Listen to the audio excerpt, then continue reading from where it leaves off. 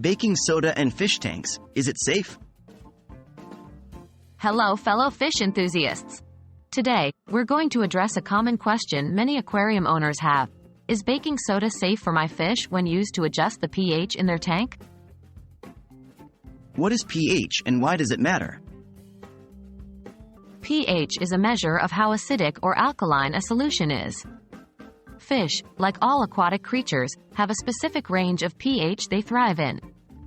A significant deviation from this range can stress fish or even prove fatal. Maintaining the correct pH is crucial for a healthy fish environment. How does baking soda affect pH? Baking soda, or sodium bicarbonate, is alkaline in nature. When added to water, it increases the pH, making the water more alkaline. If your tank's water is too acidic, with a low pH, adding baking soda can help raise the pH to a safer level.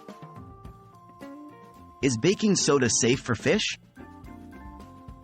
In moderation and with careful monitoring, baking soda can be a safe method to adjust the pH in an aquarium. However, there are caveats. 1. Add slowly and in small amounts. Sudden changes in pH can be harmful. It's best to make adjustments gradually over several hours or even days. 2. Monitor pH levels closely. Using a pH test kit, regularly check the pH to ensure it remains within the desired range for your fish species. 3. Avoid overuse. Over-reliance on baking soda can lead to unstable pH swings, which are detrimental to fish health. Are there alternative methods?